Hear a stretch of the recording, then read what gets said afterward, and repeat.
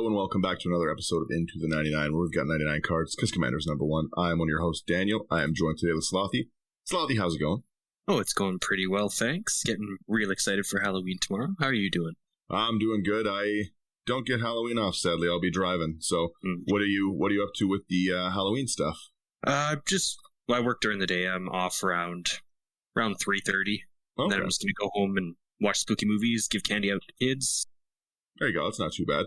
Always a nice time. We did some decorating this year for it and stuff, so I've got lots of cool decorations out, but I just won't be home to hand any candy out, sadly. I think I'm going to probably watch my spooky movies tonight, so same thing. Nice. I definitely, if anyone ever has any good horror suggestions, by the way, send them to me, because I do like seeing them. That being said, this deck's kind of the horror of chaos. So I played this on the stream. It'll be on one of the videos coming out soon. But this deck was really fun. It's a really, really cool deck. I think this is one of the Baldur's Gate commanders. I'm not too sure, but I'm pretty sure it is. Yes, it is. Yeah, everything is nonstop sets coming out, so there's no way to tell which is which, right? Yeah. But I lately have just really had a lot of fun playing Chaos decks. It's just what I enjoy the most. It's kind of scales with every table, right? It's a low power deck with a Chaos deck is still gonna play out a high power Chaos deck. There's a combo in this deck we'll get into later on in it. I made it so it doesn't go quite as infinite as it could, but it's good. The commander I'm talking about is Neera Wild Mage, and I just love this commander. First off, the artwork is really cool. Second off, it's got really, really weird stats. So it's 4, 1 blue, 1 red. For a 2/7 human elf shaman. So it's a lot of interesting tribes. No wizard on it, which would have given it a little something more, I think, but still really cool tribes overall. Yeah. This has, whenever you cast a spell, you may put it on the bottom of its owner's library. If you do, reveal cards from the top of your library until you reveal a non-land. You may cast it without paying its mana cost. Put the rest on the bottom of your library in a random order. Triggers only once each turn. I didn't realize that was a May ability. It is a May ability, yes. So it's all of the fun of possibility storming without the restriction of having to hit the next card of that type. And it doesn't stop me from casting like a counter spell if I want to counter something.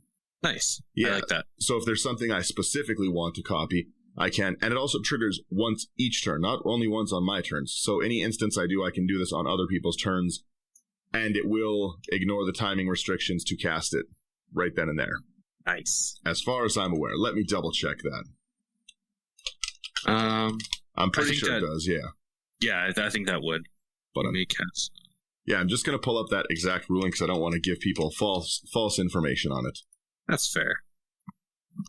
Oh, yeah, so it will just cast it whenever. You have to have legal targets to cast it. And then the rule change is that it's received a minor update to its oral text to clarify its function.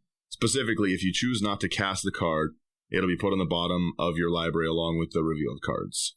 So you don't have to cast the spell if you don't want to. If you hit something that you don't want to cast, you don't have to, and it'll just go back to the bottom. You just whiff. Okay. Yeah. But as I said, I'm pretty sure it functions that way. I'm going off the assumption it does because that's how the rule text is. Anyways, this is just really fun commander. It lets us anything, like we can, on anyone's turn, cast from anywhere. It's not cast from hand. It's just anything we cast can trigger this eruption of nonsense. Yeah. And I love it. So let's start right off into the artifact section. Get it right out of the way. We've got an arcane signet. We need the ramp. It's 2 mana. Tap to add 1 mana of your commander's color identity. It's going to help us. Yeah. Then we've got Firemind Vessel. 4 mana, enters the battlefield tapped. You can tap it to add 2 mana of different colors. Mm-hmm.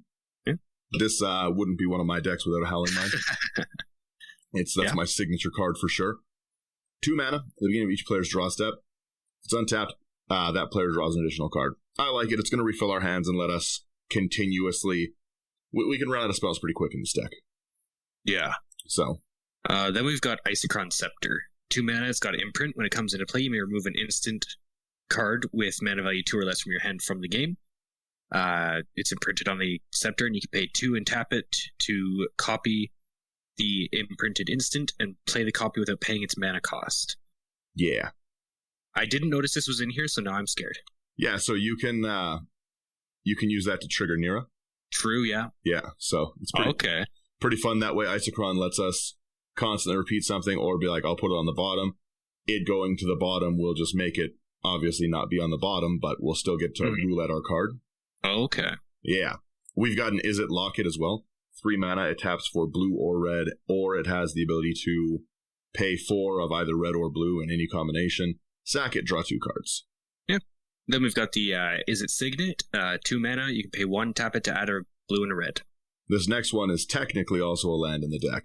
But we have Primal Amulet. I'll read both sides of it. So, number 1, artifact. It's an artifact. Your instants and sorceries are 1 less to cast. That's really going to help us out. Whenever you cast an instant or sorcery, put a charge counter on it. Then if there's 4 or more counters, you may remove those counters. Neera is every time we cast, we can reveal till we get the next card and again cast it. So this is going to really, really speed up how fast this card flips over. It'll basically instantly flip in decks. It flips over to a land, which is Primal Wellspring, taps for 1 mana of any color. When it's used for an instant or sorcery, you copy that spell and choose new targets. It's awesome. That's really good in this deck. Yeah, right? Then we've got Relic of Legends, 3 mana. You can tap it for 1 mana of any color.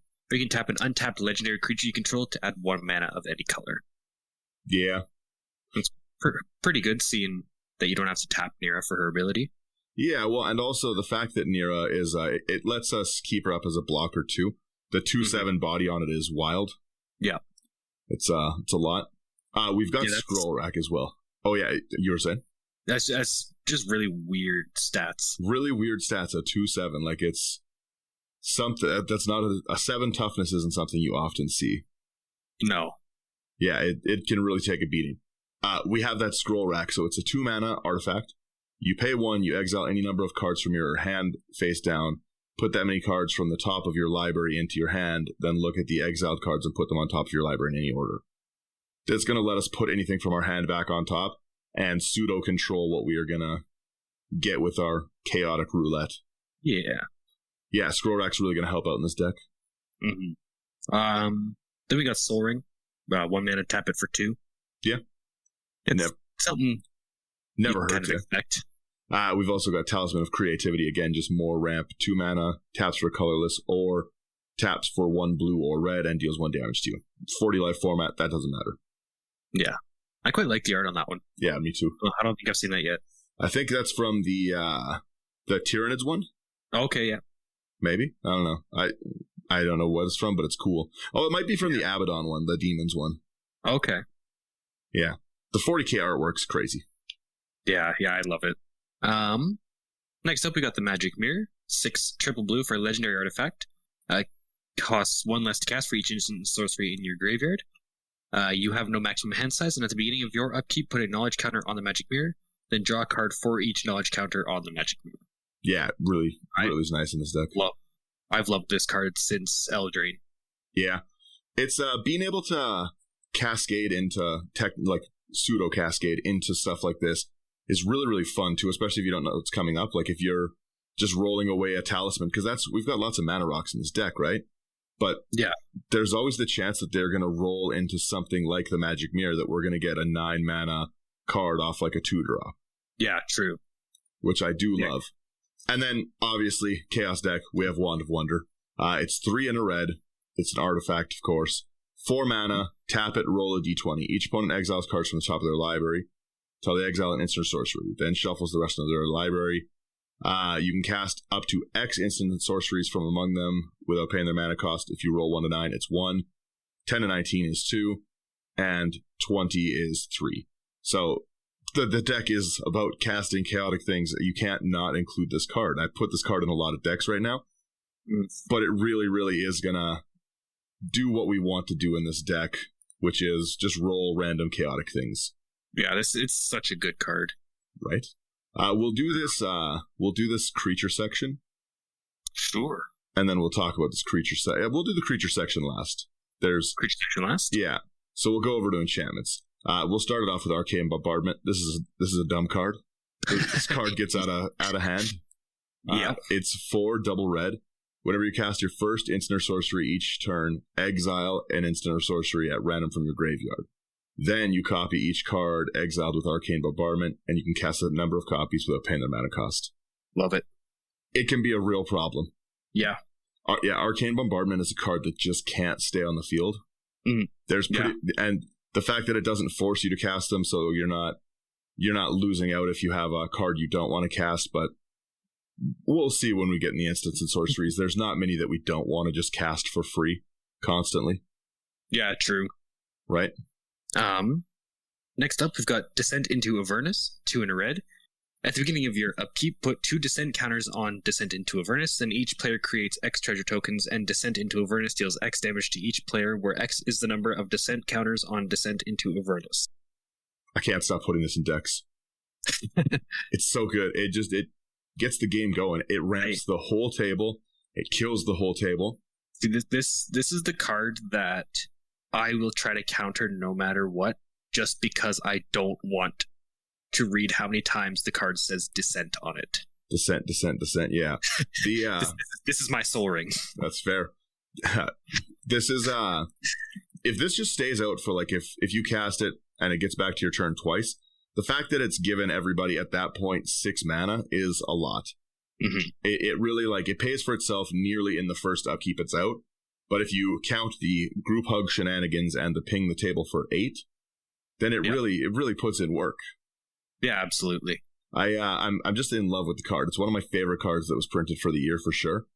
And I can't see myself stopping putting it in decks anytime soon. We also have Double Vision.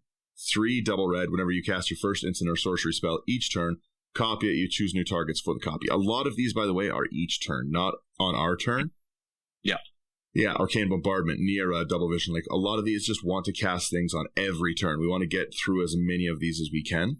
And we got to remember that Neera's ability is casting them again that second time. Yeah. So with the Double Vision, if I cast a Brainstorm, I can still get my Brainstorm and have the copy of it, which is really nice. Or I can still get my Brainstorm and Roulette to my second one because I've got my copy. It's very, very nice. And then Arcane Bombardment will it'll exile an instant or sorcery at random. Then it's a lot. It's a lot of nonsense. Yeah, I like this. Then we've got Eel Umbra, 1 in a blue. It's got flash, enchant creature. Enchanted creature gets +1/+1 and has totem armor. Yeah, I just like the fact that it does what we need. We can protect our commander. We can protect another important creature if we need. But we can also roulette it away for 2 mana into something else if we are in a great place. Yeah, true. Yeah, I like the utility Neera gives us. We've also got Future Sight, 2 triple blue. You play with the top card of your library revealed. You may play to the top card of your library. It's phenomenally fun to threaten the table by letting everyone see what's on top. Yeah. It's really, really fun. I love this card so much. The artwork is so cool on this, when you see it up close like this. Yeah, true. Yeah, I don't usually look at it like that, but it's really, really cool artwork. Yeah, and next up we got Soothsaying, single blue. You can pay 3 double blue to shuffle your library. Good way to get some of those spells that you're bottoming back. Mm-hmm. And you can pay X, look at the top X cards of your library and put them back in any order. Yeah, again, just more top deck manipulation. Chaos is fun, but sometimes you got to control the chaos a little. Yeah, so you still have to find what you need to win. Yeah. The first version of this, I didn't really put anything in that I needed to win. If you look at that YouTube video, you'll see how I eventually win, and it doesn't feel good.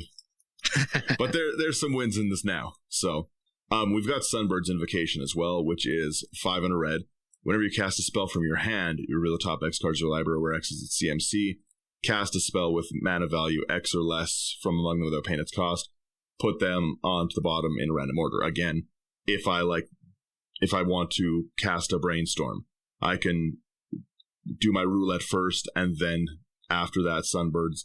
In a way, Sunbirds is going to give you a lot of chances to see other things, but we're just doubling up on the free cast. We want to cast as much free as we can. So I like it. And this next one is an absolute powerhouse card. Swarm Intelligence, 6 in a blue. Whenever you cast an instant or sorcery spell, you may copy that spell, and you may choose new targets for the copy. Yeah. I love this one. Well, take the next one too, then.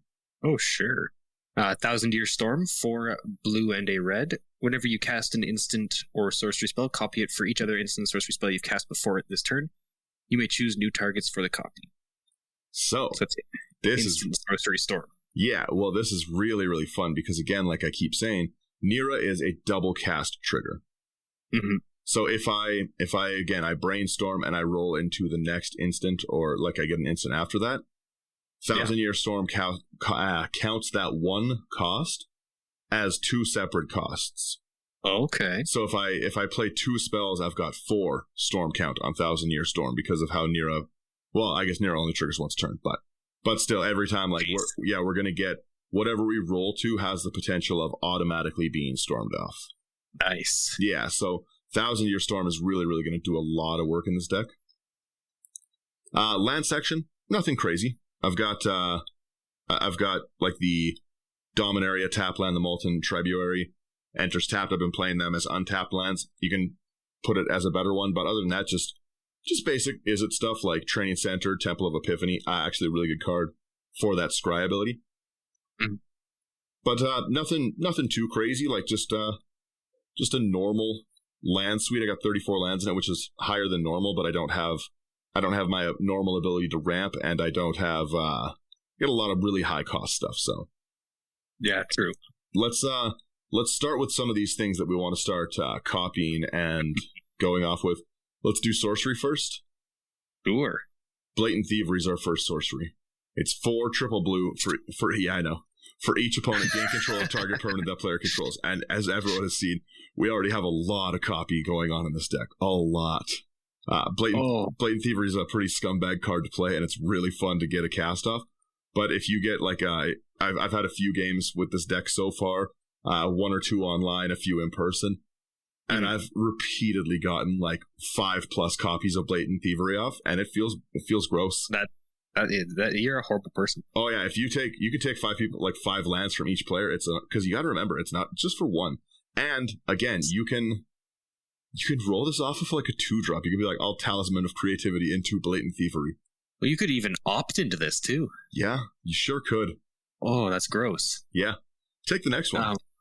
Yeah, speaking of gross, we've got Bribery. 3 double blue. Search target opponent's library for a creature card and put that card into play under your control. Then that player shuffles his or her library. Remember, each of these can be Arcane Bombardmented. I know that you've got a Blight Steel in your deck. I'm going to take that for 5 mana, thanks. Well, or people's combo pieces, yeah. Yeah, or combo pieces, I guess. Like Thassa's Oracle would be a good one, or Gorgeous Dragon. Yeah, you can also like strip people's, like I said, the ability to like just strip away their important things is really funny. We should say that. I took everyone's commander with it in a few games. No one likes it. No one likes Blatant Thievery. We've also got Clone Legion, another great card to cascade into if somebody's really going off and making a huge board state. Yeah. It's Clone Legion will put in a lot of work. It's 7 double blue.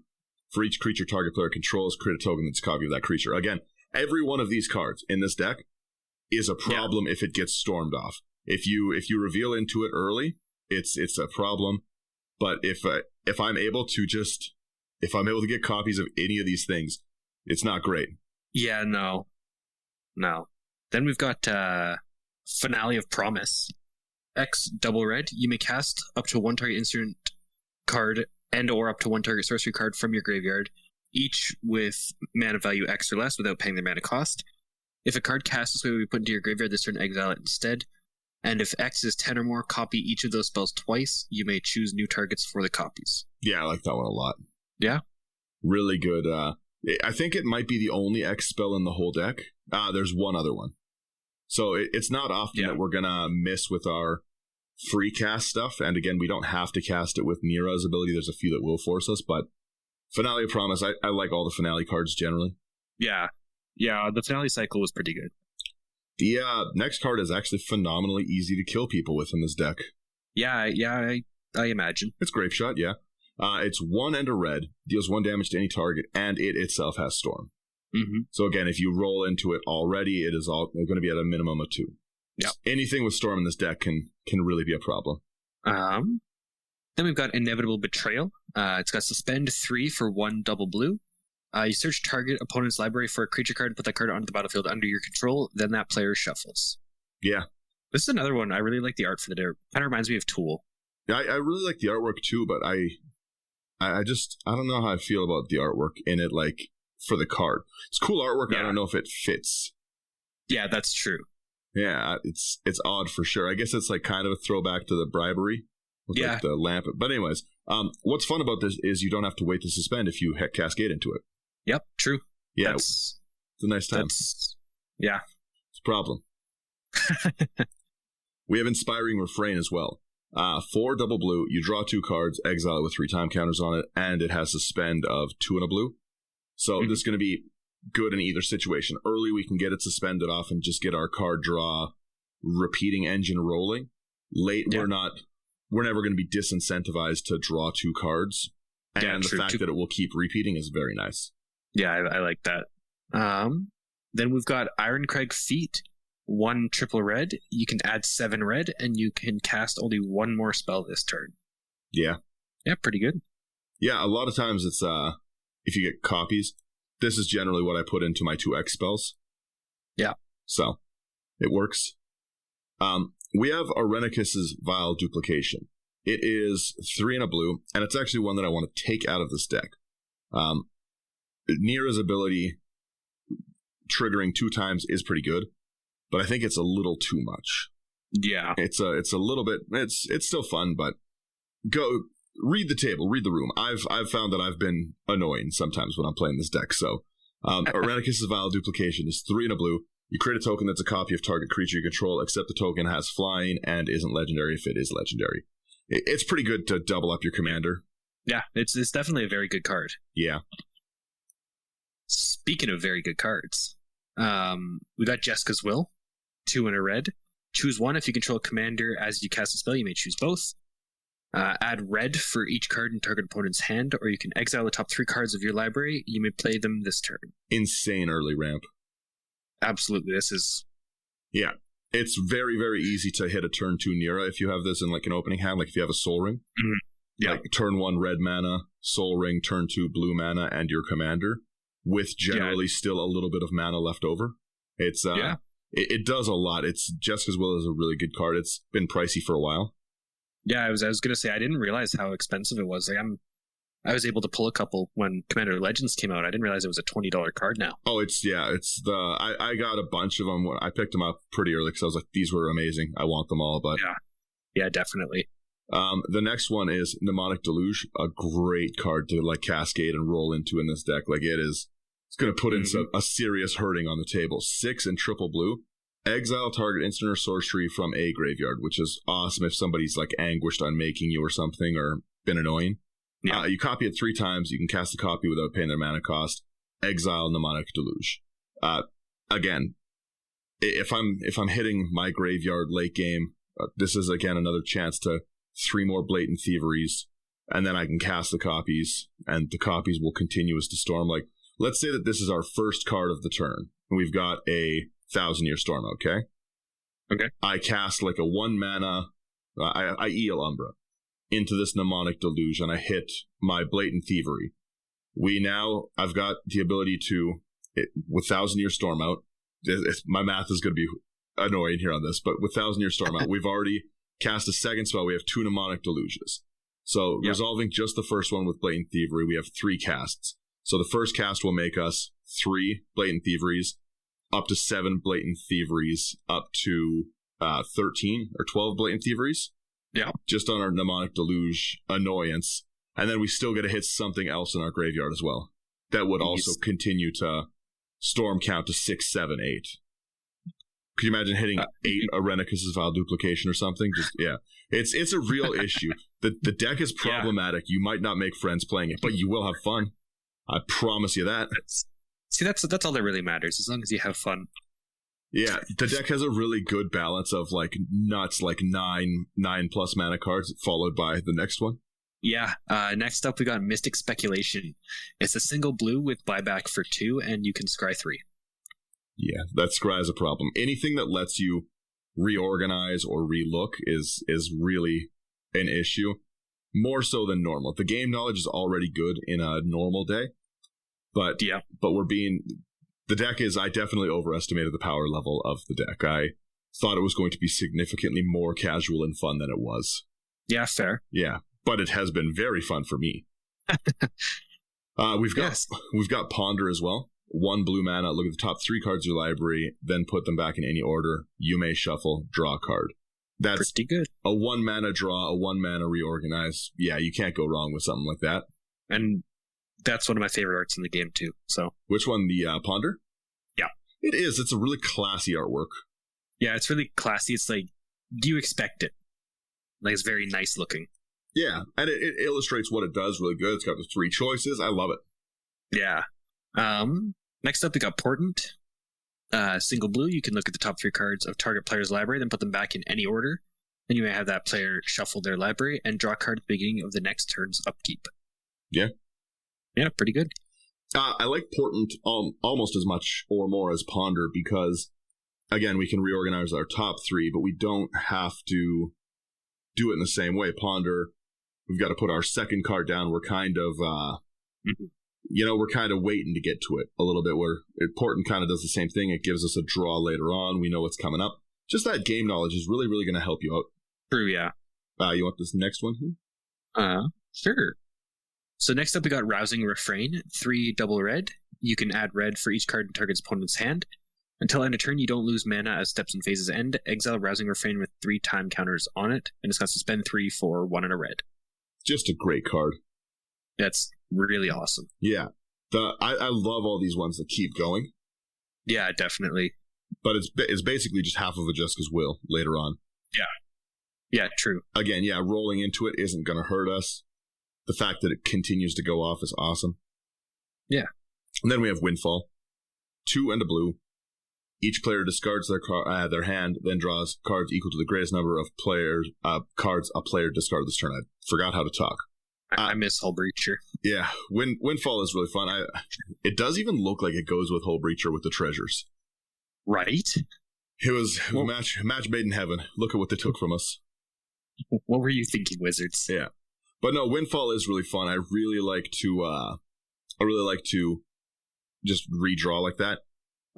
Mage the Wheel's great too. One of my favorite plays in all of Magic is if I go first and I have a Winds of Change in my hand, because it wrecks the game for everyone. Mm-hmm. It's great. Everyone's so excited about the hand they kept, and then you throw it away. Yeah. You throw it away, ruin everybody's game. It's great, guys. It's a great time. Leave me alone. Let's start into these instants here. Again, most of our sections are relatively cheapish. Like, this isn't a crazy expensive deck. It's like $300.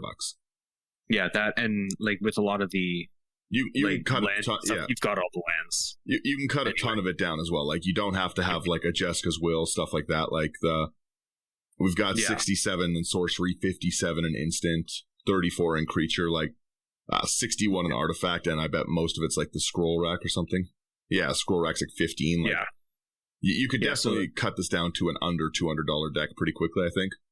Yeah, if you're willing to get rid of a little bit of the efficiency, absolutely. Oh, not even so much the efficiency. Like, it's a bunch of these are just cards I'm trying to roll into. Like, none of them are really that great, I think. I don't know. Lots of them are just silly. Yeah, true. Yeah, like Primal Amulet, you really don't need to copy spells as much as I'm doing. You could go a different route. So between Primal Amulet and Scroll Rack, like, you've gotten rid of like $30 of artifacts alone. It's pretty easy to cut down. Yeah. But yeah, let's jump into these instants here. Sure. Well, first up, we got an offer you can't refuse. Single blue, counter target non-creature spell. Its controller creates 2 treasure tokens. I think speaking for both of us, this is one of the best cards printed this year. I love it. I don't mind ramping the table a little bit. It feels a lot better than getting counterspelled. Yeah. You know? And if you're playing something big like, like Demonic Consultation. Yep. And that gets countered, you're not going to feel bad about giving them 2 treasure tokens instead of whatever they wanted. I say it in every episode that I can. I love all the finale cards, and I love dumping like 20 mana into like Finale of Glory. Yep. You know what I mean? Like, you can give me what, like 120 power or 2 treasures? I would take the 2 treasure deal 10 out of 10 times. Yeah, true. You know? Yeah. It's a good one. We also have Boomerang, 2 blue, return target permanent to its owner's hand. That's great. It's again a real problem if you get a real storm count going and put everyone's lands back in their hand. Yeah. I got a real problem with hitting lands lately. Yeah. Then we've got Brain Freeze. One in a blue. Target player puts the top 3 cards of their library into their graveyard, and it's got Storm. Yeah. This card, I love this card so much. I do too. Storm is a fun mechanic. They never should have printed it. Yeah. We've got Chaos Warp. If you're looking at the deck list, this isn't the one I've got. It's the cool new full art, like red and white one. It looks very nice, but that's fine. I don't have the time to change all my versions. It's 2 in a red. The owner of target permanent shuffles it into their library, then reveals cards from the top of their library. If it's permanent, they put it on the battlefield. Nice. Yeah, I like it. It does exactly what we're liking to do. Yeah. Then we've got Electrickery. Red. Electrickery deals 1 damage to target creature you don't control, and it's got Overload for 1 in a red, which is phenomenal. Yeah. Especially against token decks. Yeah. The ability to wipe them off the board so efficiently is great. And with its storm ability, with the storm ability in this deck, you're not really going to be hurt that badly by making this go off for 6. You know, your commander's so big that it can really survive a lot of damage. You could put a lot more sweeps into this deck and really, really have like good board control over it. Oh, absolutely. Yeah. I really, really like it. Speaking of cards I really like, I'm also finding myself putting this in a bunch of decks lately. Such a good card. Yeah, Elminster Simulacrum. It's 4 double blue. For each opponent, you create a token that's a copy of up to 1 target creature they control. This is never going to not be fun to play. Yeah, true. Generally speaking, like, we're playing a format that is based around having a creature you like, and if you like it, why wouldn't I like it, right? Why wouldn't I want to have one? Exactly. You know? It's also, sharing is caring. It's also very, very nice if somebody's got, again, I play with monsters, just a bunch of animals, like you saw Brian's decks. But it's really fun to be able to hit people's Elish Norns with this and make the rest of the table have -4/-4. Yeah. Yeah, it's great. I like it. Yeah. Speaking of great cards, $30 of the instant section is made up with this next one, and that is Flusterstorm. Single blue, counter target instant or sorcery spell unless its controller pays 1, and it's got Storm. Didn't even realize half of my instant section is just Flusterstorm. Yeah, makes sense. It's a phenomenal card. There's, like I said, there's definitely, every time I build any deck, there's going to be lots of fun ways that you can build it. Like, my way's never going to be like specifically the best way. Like, it's the best way for how I like to play, and it's not even often the best way of that. You can hear me decide on things later on as I go, but it's a really, really fun deck, and like, you could definitely power it up if you put in like your Force of Wills, your Pact of Negations, any of those things. There's definitely there's definitely great ways to do those things, but I just I don't really go too hard into the counter. But it's got Storm. I'm playing Storm kind of things. You get me. You don't like going too much into the counters. That's okay. Yeah, Brian and I'll make up for it for you. Yeah, exactly.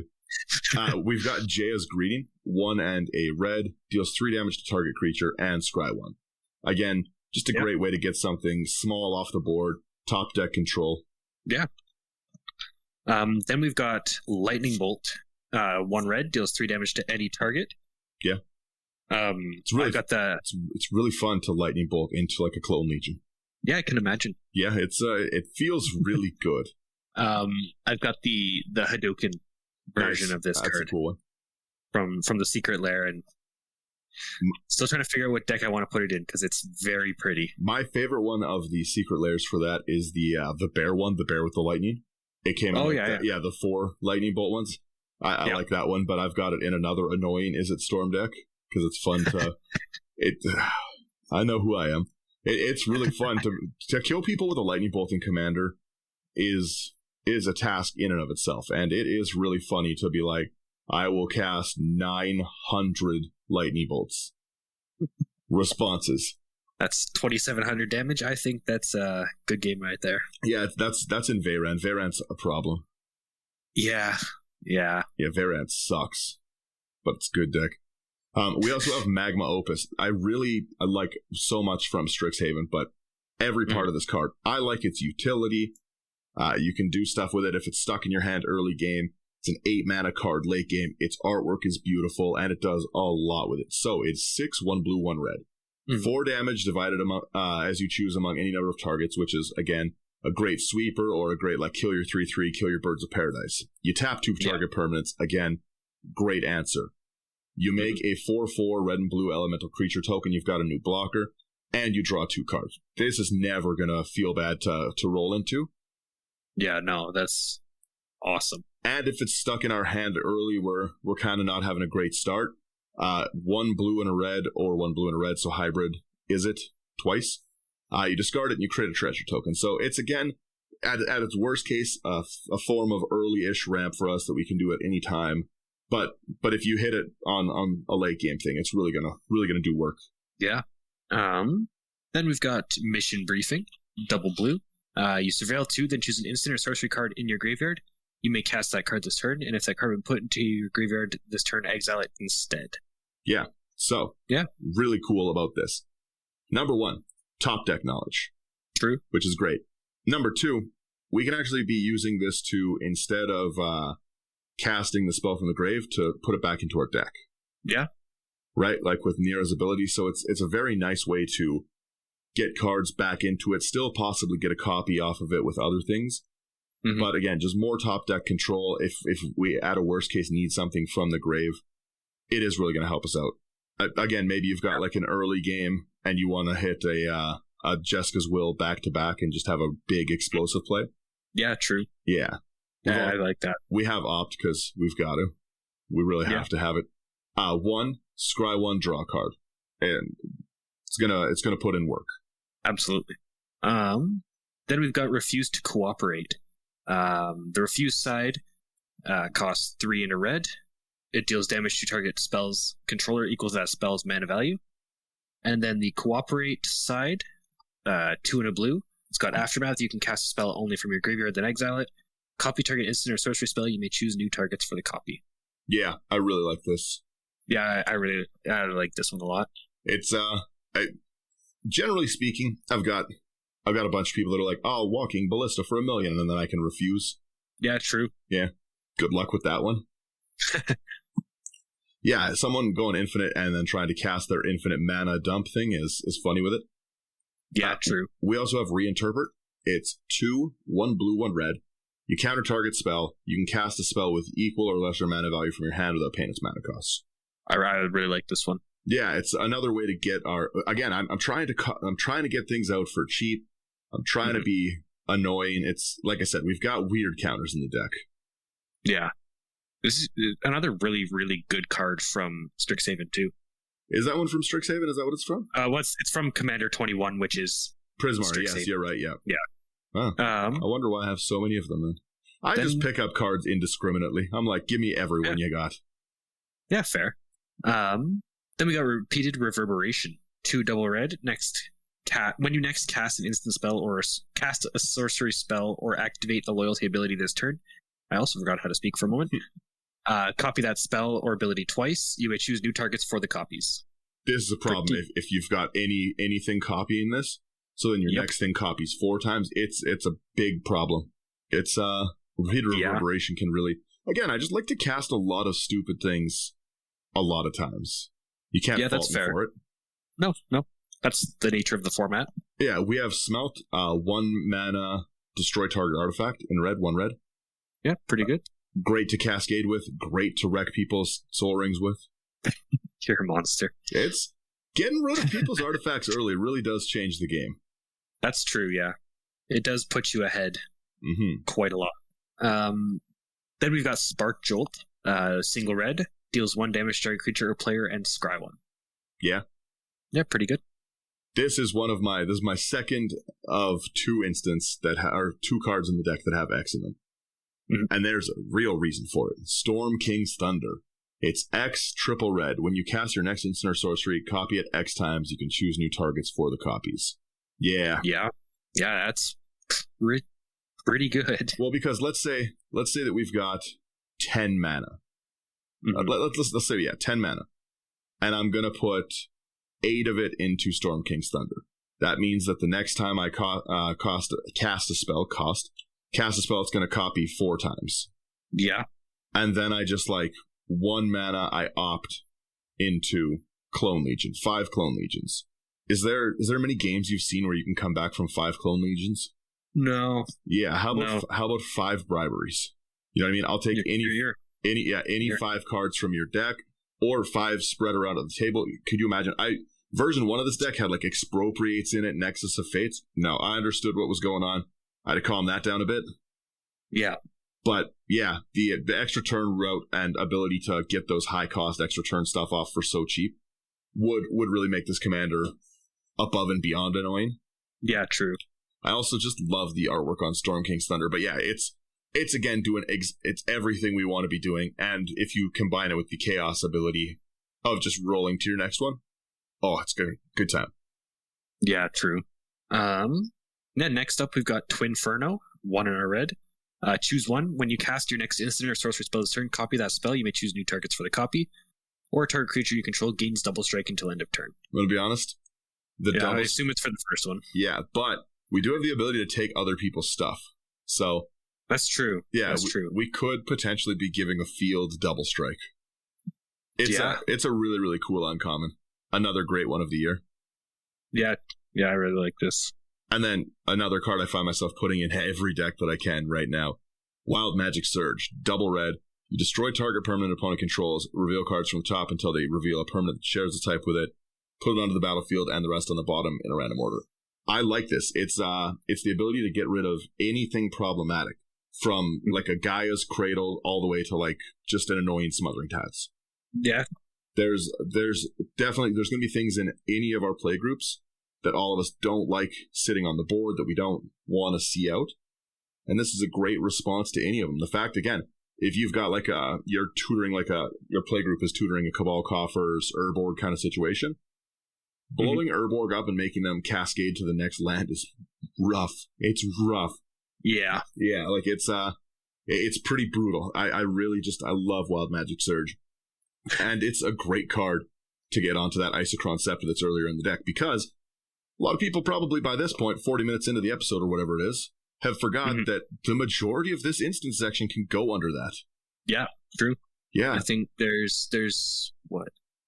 1, 2, 3, 4, 5, 6, 7 out of 20 that cannot go under it. Yeah, you know what I mean? But like getting a Wild Magic Surge under it, a Twinferno, those are going to be really problematic. Having a Flusterstorm sit under it is just, again, nonsense. A Boomerang under it's just bad person stuff. True. Yeah, like the Isochron can really do a lot of work in this deck too. And yeah, I like my instant section a lot. I understand that you'd have a much more counter-friendly suite, but I don't know what you mean. Yeah. I don't know, it's just fun to roll into. And now we get into like the final part of this deck. This deck is actually pretty close to even with like red and blue. I think there's a little more red mana. Let's see. There's 37 red pips. There's 50 blue pips. 29 blue producers and 33 red producers in the deck. Interesting. So there's a little bit more blue pips, but I think that's mostly from like Mnemonic Deluge or Magic Mirror. Yeah, trying to roll into those big, huge Blatant Fever, yeah. Yeah, the ones with like triple pips, there's a lot of those. Yeah. Future Sight. Yeah, true. The like I said, every time I've played this one a few times, it's worked out great every time, so this deck is reliable at least. Our creatures are annoying. First is Archmage Emeritus, 2 double blue, human wizard with Magecraft, 2/2. Whenever you cast or copy an instant or sorcery, draw a card. That's turning nearly like everyone that we cascade into it. Because again, we've got some artifacts, but the majority of the deck's going to be instants and sorceries. Yeah, true. Like I think nearly half of the cards that we could roll into are an instant or sorcery. So we're going to be getting a lot of draws. Yeah, absolutely. Then we've got Diluvian Primordial, 5 double blue for a 5/5 avatar with flying. When it enters the battlefield, for each opponent, you may cast one target instant or sorcery from that player's graveyard without paying its mana cost. If a spell cast this way will be put into a graveyard this turn, exile it instead. Yes. We're going to skip the next one, come back to it. So we've got Hullbreaker Horror. Perfect. Yeah, Hullbreaker Horror. 5 double blue, Kraken Horror. It's got flash. It can't be countered, so you can get it out at any time, even if it's not Cascade. You can't counter it. Whenever you cast a spell, choose up to 1. Return target permanent you don't control to its owner's hand. Return target non-land permanent to its owner's hand. This is such a good card. This is stupid. First off, it's a good card in every deck, but every turn anything you cast. Like, again, you can opt to bounce their spell back to hand. Then on your cascade, you still get your second spell that you cast and put like a non-land permanent, because you're getting 2 casts every time you Neera. Yeah. It's so annoying. And at least this one is non-land permanent, because everyone knows what I would be doing if it wasn't. Ooh, everyone knows. Those lands are going back to hand every time. Yeah, true. Yeah, Hullbreaker Horror is a really, really, like, it's a strong card in general. But in a deck like this, where you're just casting so much, you have so many triggers of cast, it's a problem. Yeah. It's something that can't stay on the field, but is going to be annoying. If it's going to be so hard to remove, because they can just again, they can bounce 2 spells every time. Like, how do you deal with that? You don't. Yeah, you play a removal spell. I opt to bounce it back to your hand. I draw my card. You try to play it again. I play something, cascade it, and put your commander back. It's annoying. Yeah. Do you have the art for this next one? Yep, this is the one that's in the deck. I did change this one specifically for that. This next one is Malik Is It Paragon for blue and red for a 2/4 legendary weird wizard. Play with the top card of your library revealed. You may cast the top card of your library if it's an instant or sorcery. And whenever you cast an instant or sorcery from your library, copy it. You may choose new targets for the copy. Yeah. Pretty good. Right? I like it a lot. It's again, it's everything we want. We want our top deck knowledge. We want to cast instants and sorceries, and we want to copy them. Yeah, absolutely. It's awesome. I really like it. And again, another way to pseudo get the things that we're throwing away. If we have Wild Magic Surge on top, we cast it from the top and still use Neera's ability to go to the next one. We have a Wild Magic Surge. Wild Magic Surge. Why is it so hard to say? It's a tongue twister. Wild Magic Surge that we can still get off as well. I like it. Also, a Stormkiln Artist, because love this card. They never should have printed this card. Again, when we were talking about the double strike, this is something you might put double strike on and just roll someone with it. Yeah. It's 3 and a red for a Dwarf Shaman 2/2. Gets 1/0 for each artifact you control, and whenever you cast or copy an instant or sorcery, you get a treasure token.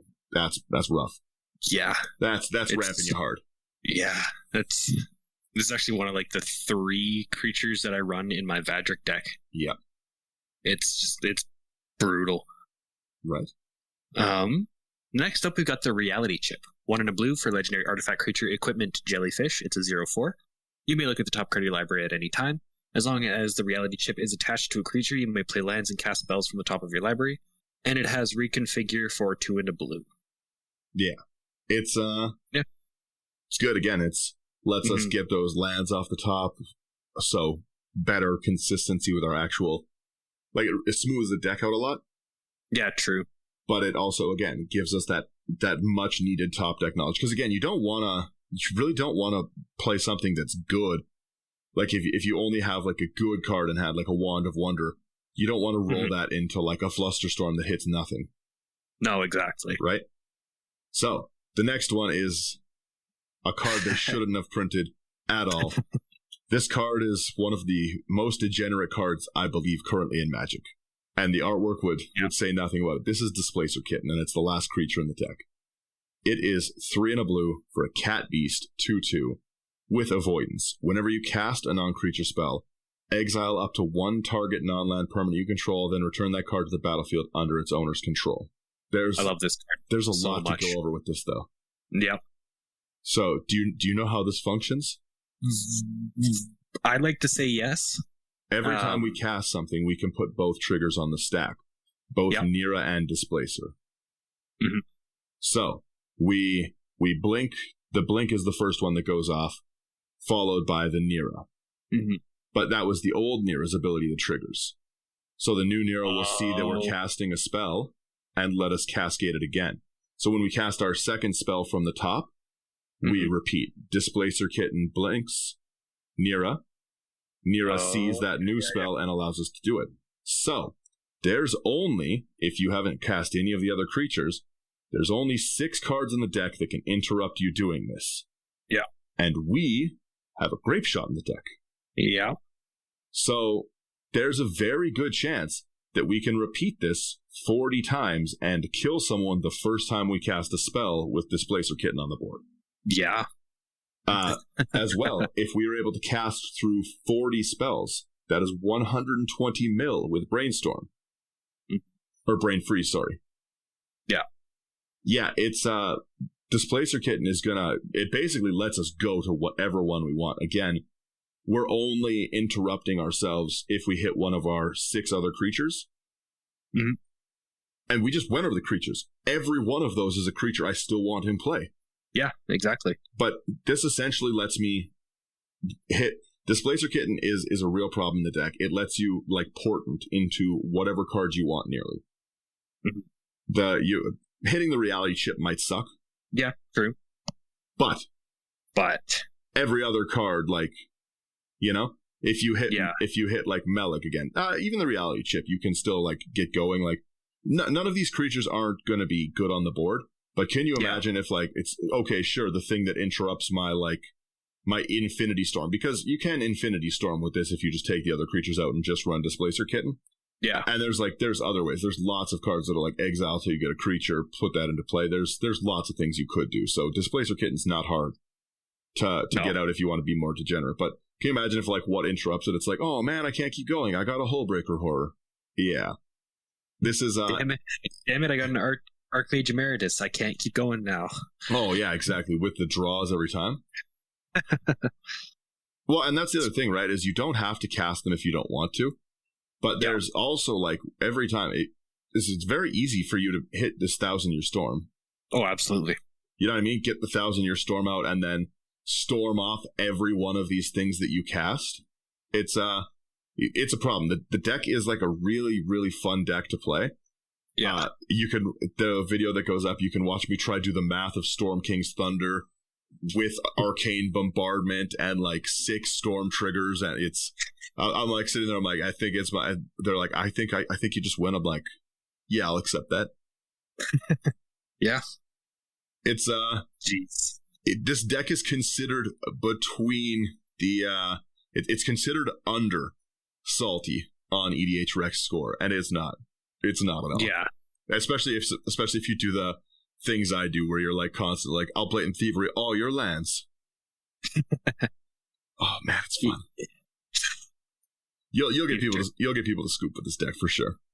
Terrible person. Yeah, is it Storm decks tend to do that? But no, I found that Neera is just a phenomenally fun card to play around. There's nothing in this deck that I don't like hitting off of any of these roulettes, and I love nothing if not roulette. Like a lot of my favorite decks that I've ever built are about like this similar concept of like a Malcolm Breaches kind of thing where I'm playing your cards from the top.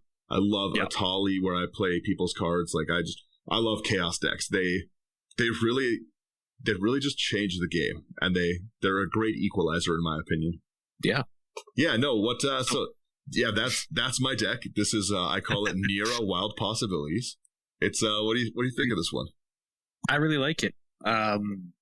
Definitely going to be running a lot of like Conqueror's Flail, Silence, and Grand Abolish to make it as hard as possible to do a lot of those things and steal all my lands. But oh yeah, if someone hits a like a Arcane Laboratory or something, this deck's in trouble. A damping sphere would hurt. Perfect. Yeah, it's yeah. I really like this. It's like I said, it's been a blast to play. It's really fun. Mm-hmm. I think this is going to go back into my, like I said, it's functioned a little higher power than I initially thought it would. Yeah. Obviously, being able to like eel Umbra into a Clone Legion, like I've said, is an issue. Like there's a lot of decks where we've seen like one player's out of control, and then suddenly I have all their tokens as well. Yeah. Yeah, it's gross. But no, it's I really, really like it. Like, let me know how you guys like would have built something like this. I'm going to wrap it there, so I will. Let me know how you guys would have built it. Thank you so much for getting through the end of it. It's so fun. If you want to see how this deck functions, the first episode of last week's stream is this one. It'll be going on YouTube like Wednesday. Is it Wednesday? I'll put it up Wednesday. Yeah, so Wednesday, check it out on YouTube. Yeah, it's a really funny game for me, not so much for everyone else. But it's a good deck. I enjoy playing it a lot, and I think that any version of Neera is going to be fun. I think this is one of the more fun commanders of the year. Just that ability to cascade to anything. Possibility Storm's fun. I like it. And you get Possibility Storm without making your play group play Possibility Storm, which is nice. Yeah, true. Yeah, but no, yeah, this has been my Neera deck. It's fun, and let me know what you guys would have put into it, what you would have taken out of it. Would you have included this Displacer Kitten semi combo, or would you have gone full out into it? Yeah. And with that, bye bye. Thank you so much for listening. See you guys later. Oh, also, yeah, check out Abyss Proxy Shop if you want to get any of these expensive cards. Promo code IT99. Abyss Proxy Shop is a great place, and they make really cool cards, especially with wizards. Basically saying proxies are okay. Okay, now I'm done. Now I'm done for real.